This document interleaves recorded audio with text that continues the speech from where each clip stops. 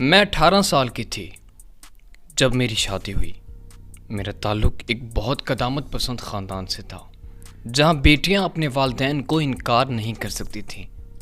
میرے والد صاحب چاہتے تھے کہ میں شادی کر لوں، اور میں نے بس اتنا کہا کہ اگر یہ آپ کو خوشی دے سکتی ہے تو ہاں۔ شادی کے صرف 2 سال بعد، تقریباً آج سے 12 سال پہلے، ہماری گاڑی کو حادثہ ہو گیا۔ یہ حادثہ یوں ہوا کہ میرے خاوند کو نیند آ گئی اور گاڑی کھائی میں جا گری۔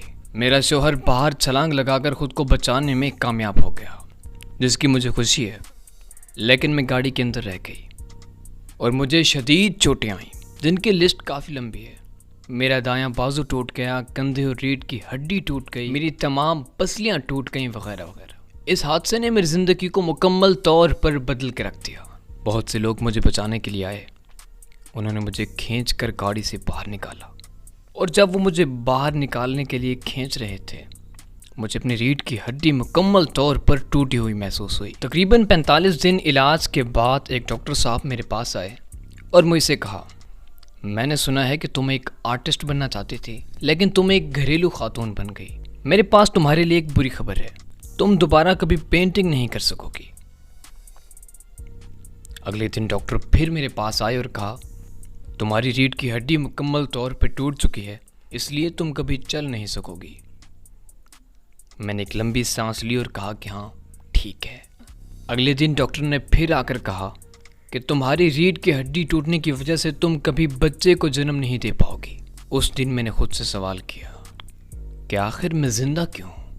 ایک دن میں نے اپنے بھائی سے کہا، میں جانتی ہوں میرے ہاتھ کا علاج چل رہا ہے، لیکن میں اس ہسپتال کی سفید چھت دیکھ دیکھ کر تھک چکی ہوں، مجھے کچھ رنگ اور چھوٹا کینوس لا دو، میں پینٹنگ کرنا چاہتی ہوں۔ چنانچہ میں نے اپنی سب سے پہلی پینٹنگ موت کے بستر پہ بنائی۔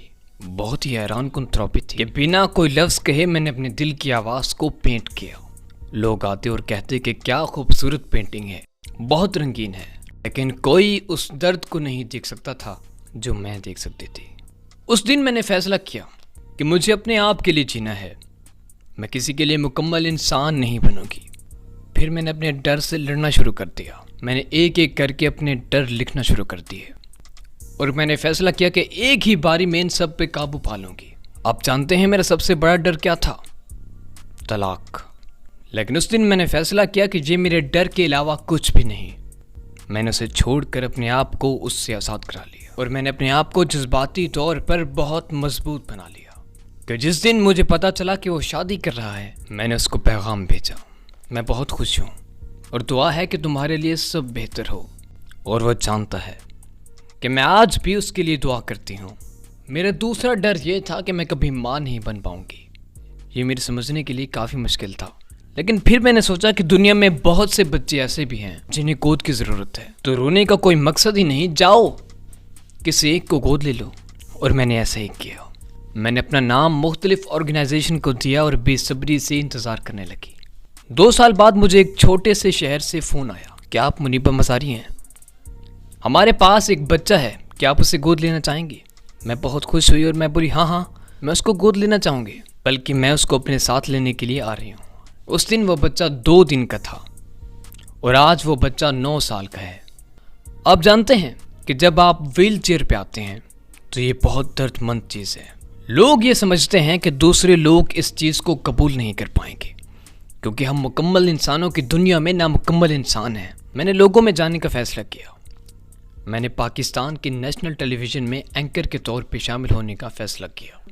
میں پاکستان کی خواتین کی تنظیم کی سفیر بنی۔ اب میں پاکستان کی خواتین اور بچوں کے حقوق کے بارے میں آواز اٹھاتی ہوں۔ 2015 میں BBC کی 100 خواتین میں شامل ہوئی۔ جب آپ خود قبول کر لیتے ہیں جیسے آپ ہو، تو دنیا بھی آپ کو ویسے ہی تسلیم کر لیتی ہے۔ ہمارے پاس زندگی کا ایک حیران کن تصور موجود ہے کہ چیزیں اس طرح ہونی چاہیے۔ میں کبھی بھی ویل چیئر پہ نہیں آنا چاہتی تھی، کبھی ایسا سوچ بھی نہیں سکتی تھی۔ یہ زندگی ایک امتحان ہے، اور امتحان کبھی آسان نہیں ہوتا۔